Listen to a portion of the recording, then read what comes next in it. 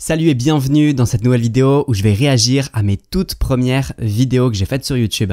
Alors c'est pas une vidéo juste pour le fun, c'est aussi pour donner des conseils. Moi je me souviens que quand j'ai lancé ma chaîne, j'ai lancé plein de formats différents au début. Tout simplement parce que je savais pas ce que les gens voulaient voir sur la chaîne, je savais pas ce qui pouvait marcher. Et en lançant plusieurs formats et en les comparant entre eux, en comparant les résultats, ça permet de savoir ce qui fonctionne et sur quoi on devrait continuer à mettre nos efforts. Donc on va remonter dans les premières vidéos et très franchement, ça fait longtemps que je les ai pas vues. Ça doit faire 2 ans que j'ai pas regardé ces vidéos. On va commencer par celle-là. Oh, déjà le logo. Salut à tous. Aujourd'hui, je te présente la deuxième partie du résumé du livre La semaine de 4 heures de Tim Ferriss. Si tu n'as pas encore vu la première partie, regarde-la avant d'aborder cette vidéo. Alors déjà, je pense qu'on peut voir que la qualité sonore est vraiment pas ouf. Tout simplement parce que j'avais acheté un micro-cravate à 10 € et je me souviens très bien. En gros, c'est pas le micro-cravate en soi qui était mauvais, c'est juste que je parlais trop loin du micro et plus tu parles près du micro, sans être vraiment trop près, mais plus la qualité va augmenter. Donc ça, c'est vraiment un premier conseil. Et en plus de ça, je me souviens où je m'étais enregistré. Je m'étais enregistré dans un appart de 30 mètres carrés, mais en gros, j'avais rien dans cet appart. J'avais un lit et un bureau. Il n'y avait rien qui permettait au son de ne pas résonner dans la pièce. C'était vraiment, en gros, là, tu t'entends les 4 murs qui résonnent. Dans la première partie, on a vu comment se libérer de l'étreinte de son travail, en négociant des jours de télétravail par semaine ou en construisant sa muse, son micro-business. Maintenant que tu as réussi à te libérer de cette étreinte, tu dois gagner en productivité. Mais franchement, c'est pas mal, hein. C'est pas mal sur la qualité visuelle. Vraiment, ça se voit que j'ai quand même fait du taf. Et même là, sur la miniature, tu vois, genre j'ai remis la miniature. C'est rien de ouf, tu vois. En gros, à chaque fin de vidéo, j'ai un plan final. Alors là, c'est pas le plan, c'est le plan final d'une autre vidéo. Mais je faisais ça, qui était ultra bien aimé par les gens qui regardaient les vidéos. Je vais te montrer. Décide toi-même de tes moments de pause. Ne te les fais pas imposer. En gros, ça dézoome et tu vois tout ce que j'ai abordé dans la vidéo directement. Ça fait une sorte de tableau final. Les gens appelaient ça un tableau final dans les commentaires. Et en gros, je l'avais enlevé une fois dans une vidéo et tout le monde m'avait dit dans les commentaires « Putain, ça manque, il est où le tableau final? Remets-le dans la vidéo. » Donc, écoute, ça c'est une de mes toutes premières vidéos. C'est pas la première, hein, mais c'est un des premiers bouquins que je résume. Salut à tous. Aujourd'hui, je vais vous présenter le livre Père riche, Père pauvre de Robert Kiyosaki et les 4 idées qui mènent à la richesse.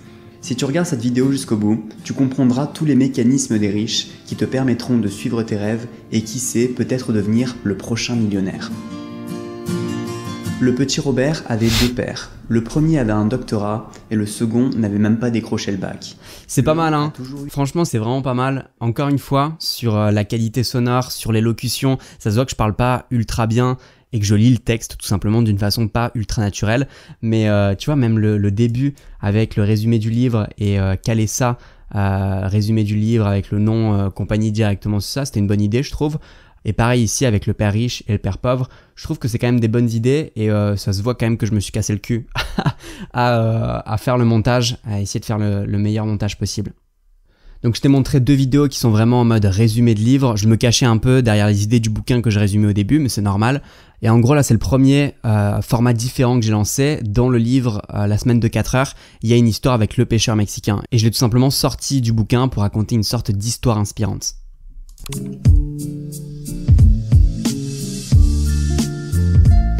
Salut à tous. Aujourd'hui, j'ai envie de te raconter une petite histoire issue du livre La semaine de 4 heures de Tim Ferriss. Et ça commence directement. En gros, je vais pas te montrer toute l'histoire, mais tu vois, c'est un pêcheur mexicain qui a une vie très tranquille. Et il y a un Américain qui vient le voir et qui lui dit « Mais pourquoi vous rentrez pas en bourse? Pourquoi vous faites pas beaucoup plus d'efforts ?» Tu vois, genre lui, le Mexicain, il dit que voilà, il a une vie tranquille avec ses enfants, avec sa femme, il joue de la guitare le soir en buvant du vin. Il est super tranquille et en gros, je vais te montrer quand même une partie où l'Américain lui dit ce qu'il pourrait faire.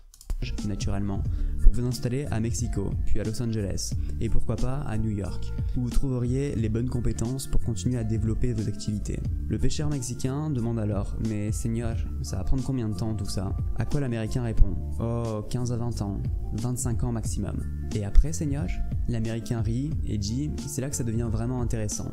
Au bout d'un moment où vous entrez en bourse, vous vendez le capital de votre société et vous devenez très riche. vous gagneriez des millions. Des millions, Seigneur? Et après?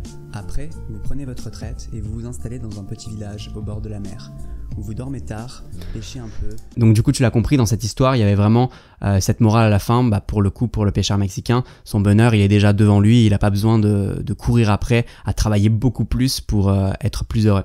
Donc ça, c'est vraiment le premier format que j'ai lancé. Tu vois, je l'ai appelé Storytelling 1. En fin de compte, c'est une sorte d'histoire inspirante que j'ai trouvée et que j'ai fait un petit peu l'animation de cette histoire sur la chaîne. Ça a super bien marché.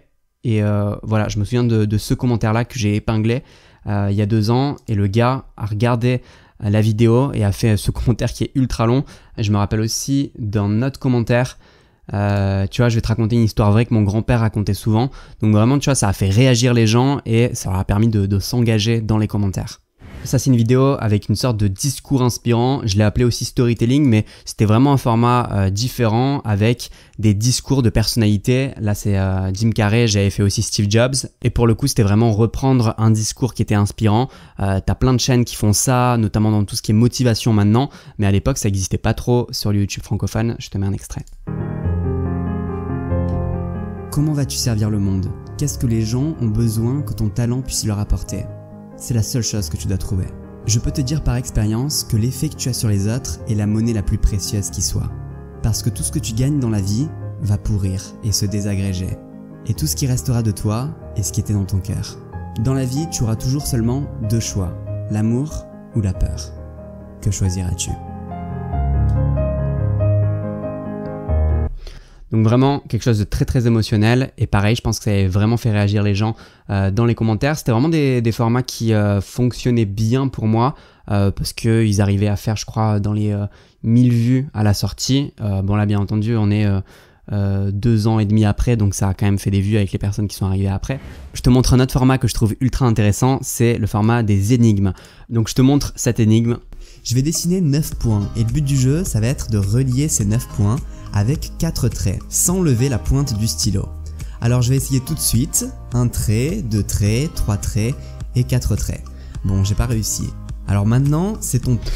Donc là, clairement, les gens avaient le temps de prendre un stylo et un papier, d'essayer de faire l'exercice, l'énigme, et de trouver comment on peut faire l'énigme. Je te montre la réponse parce que il me semble qu'elle est marrante dans mes souvenirs. Je crois qu'il fallait sortir des cases en fin de compte. 1 trait, 2 traits, 3 traits et 4 traits.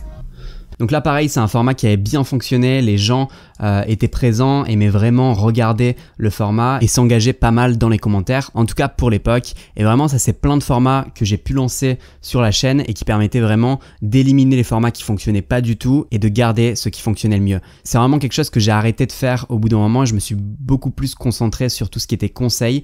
Et dans les dernières vidéos, c'est beaucoup de conseils avec moins d'interaction avec les gens. Et en vrai, ça me fait un petit peu de la peine d'avoir abandonné ces formats-là. Et très franchement, ce que je vais faire sur la chaîne, c'est que je vais relancer plein de formats différents et pas faire des vidéos qui sont que axées conseils. Je pense que ça va vous plaire. Et puis surtout, ça va te permettre de voir dans les prochaines semaines le fait de lancer plusieurs formats. Ça va te donner sûrement des idées pour ta propre chaîne. Et c'est une sorte d'étude de cas réelle, une sorte d'expérience que je vais tenter sur la chaîne. Et je pense que ça peut grandement t'aider. On va finir avec la toute première vidéo que j'ai faite. J'ai un petit peu peur. Voilà, c'est celle-ci, tu vois, elle avait une miniature différente, tout simplement parce que dans la boîte dans laquelle je travaillais à l'époque, ils avaient un compte Shutterstock. En gros, c'est des images libres de droit. Et j'avais pris cette image, j'avais écrit « Voyez grand » dessus. Donc là pareil, le logo, je fais juste une pause directement avant de te montrer ça parce que ce logo là, je l'ai fait sur un site qui s'appelle Hipster Logo Generator qui est ici. Tu vois, je peux refaire le logo ultra facilement, il y avait les lauriers et je pense que c'est un conseil intéressant, c'est te prends pas la tête sur tout ce qui est visuel, logo, essaie de lancer le plus rapidement du contenu, de créer du contenu. Et après, tu pourras vraiment améliorer. Je te mets une photo de mon logo actuel. Tu vois que j'ai gardé plus ou moins la même idée des lauriers et je l'ai amélioré avec le temps. Je crois que j'ai amélioré au bout de la 10 ou 15e vidéo. J'ai vraiment pris du temps à changer ça. La première étape, c'est de voir grand. Pour voir grand, il faut commencer par croire en sa propre réussite. Si je te pose la question, que feras-tu dans 10 ans? Selon tes envies, tu me répondrais peut-être « Je veux être à la tête d'une grande entreprise parisienne.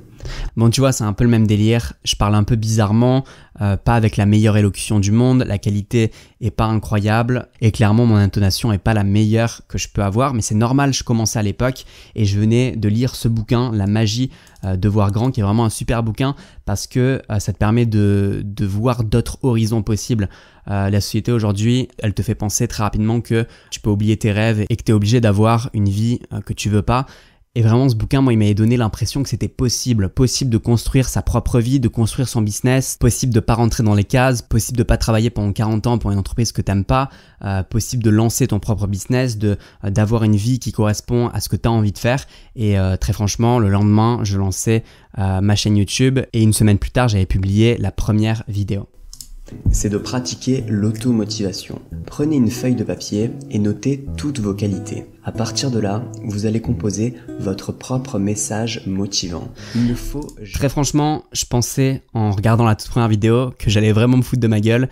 Mais en fin de compte, c'est pas si mal. C'est pas si mal parce que moi, là, quand je suis en train de regarder la vidéo, je me revois ce que je faisais, où j'étais quand j'étais en train de créer la vidéo. Et là, je m'en rappelle très bien. Il y a une partie du montage que j'ai fait dans un bus. Tu vois, j'étais avec mon ordi portable dans un bus trop mal pendant un long voyage et je faisais une partie du montage. Et cette vidéo, elle m'a pris au moins 20 heures de montage à faire.